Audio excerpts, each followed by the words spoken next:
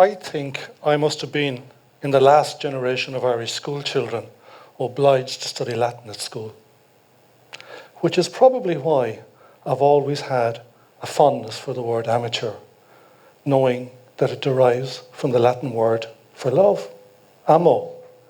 That's amore in Italian, amor in Spanish, amar in Portuguese, amour in French, of course. And even though the German word for love is Liebe, an amateur in German is still an Amateur. But have you ever heard somebody refer to themselves self-deprecatingly as a complete amateur? Or to somebody else as a rank amateur? Or to somebody's effort at something as completely amateurish?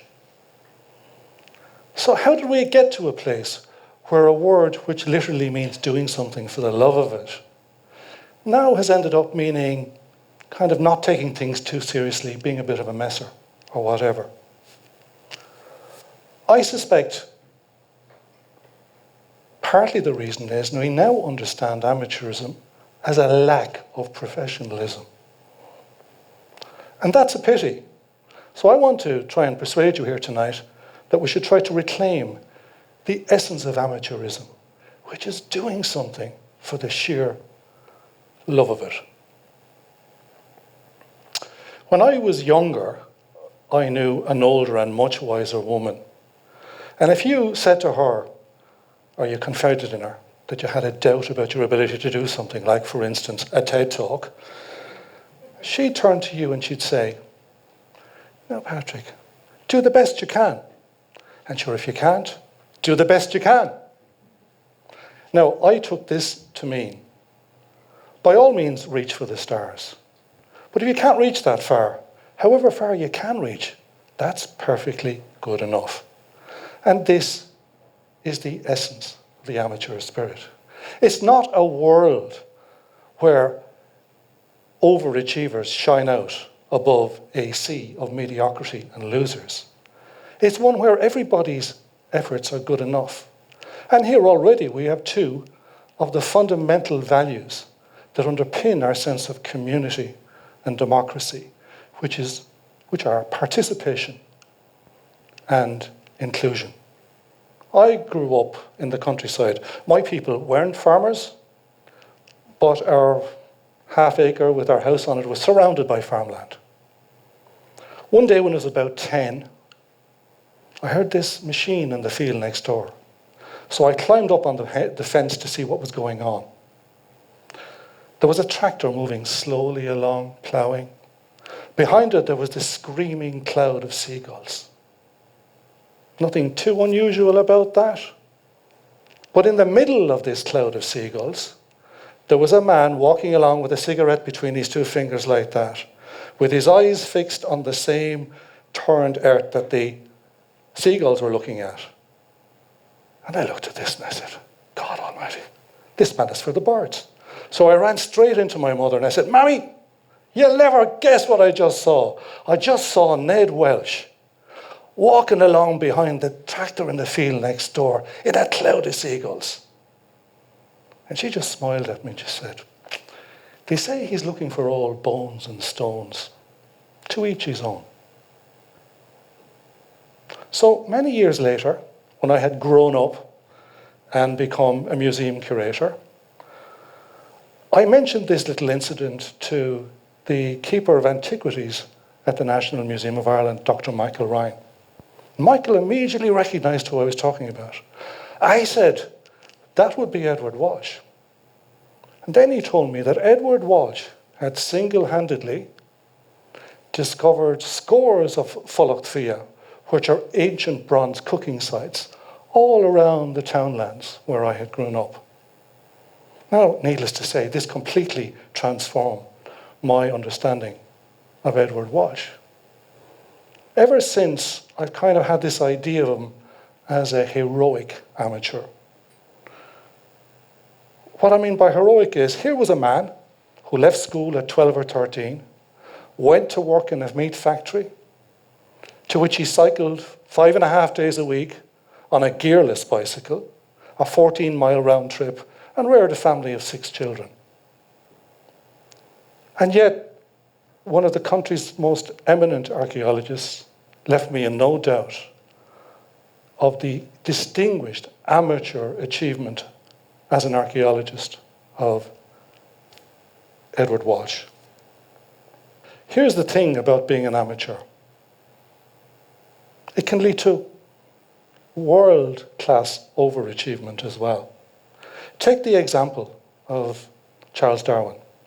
Charles Darwin abandoned the study of medicine at Edinburgh University to go off and pursue, wholly at his own expense and in his own time, his passion for zoology, botany, and paleontology. And out of these studies, and after 20 years' painstaking effort, he produced the theory of evolution. Probably the single idea that has most transformed or revolutionized our understanding of the world today. Yet, it was in these fields of botany, zoology, and paleontology that he remained a lifelong amateur. After all, he was the man who described the theory of natural selection as, quote, my prime hobby. So that was in the 1960s. But things haven't improved very much in the meantime, have they?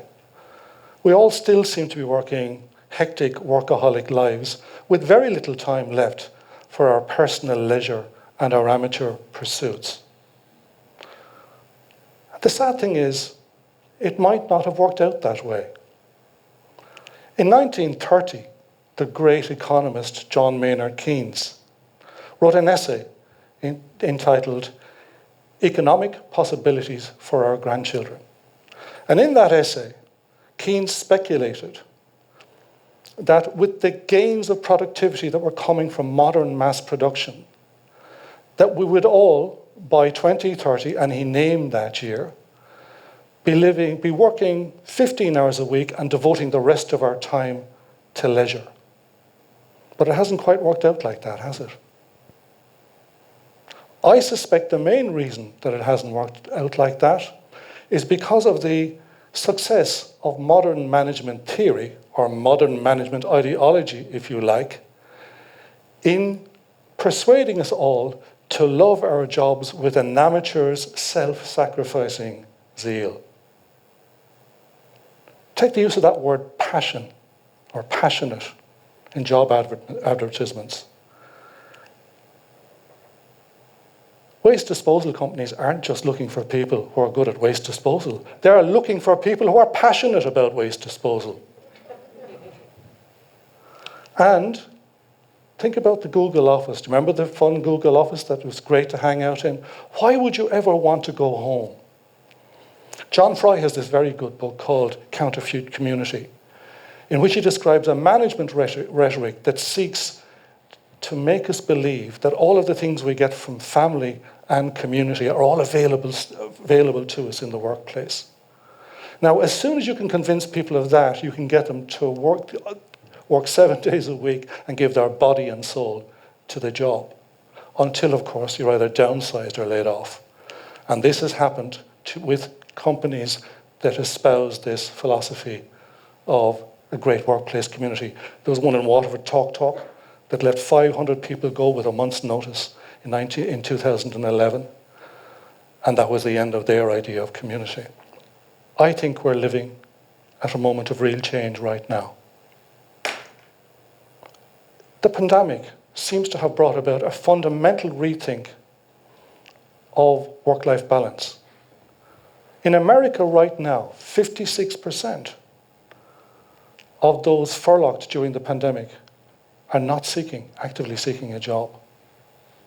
And I think the reason for this is that during lockdown, they've had time to explore the relationship between work and the rest of their lives, time to try and understand and to understand the quality of time, leisure time, time to themselves. They've discovered personal satisfaction in those times, and they now want to claw back some of that time that went on that futile commuting every day for themselves, This is promising for the future of amateurism in work. Yet, getting to where we want to go is not going to be easy. I'm not going to pretend that to you. The difficulty is that 1% of the world's population owns 43% of the world's wealth. Implicit in Keynes' vision for 2030 was a much more egalitarian notion of wealth distribution, clearly. And that hasn't happened in the meantime. Billionaires are not content to be billionaires. They have to become multi-billionaires to outdo their fellow billionaires in the social anxiety stakes. And they make lousy role models for amateurs. Worst of all, the fact that they monopolize so much wealth means the rest of us have to work longer and longer hours. Double job, thereby robbing us of these possibilities of more time. At the COP26 negotiations in Glasgow that just concluded, great efforts were made to get as many countries in the world as possible to commit to the lowest possible levels of carbon emissions by 2030. I propose that we should try and link Keynes' vision for 2030 to that vision. Because if we're going to have credible efforts at climate control, it's going to take our individual and collective efforts as citizens. And in order to be effective citizens, we need to be more prepared to participate in and to get involved in changing things at the personal and at the communal level. And I think the amateur spirit has a huge role to play in this. There's only 9 years left.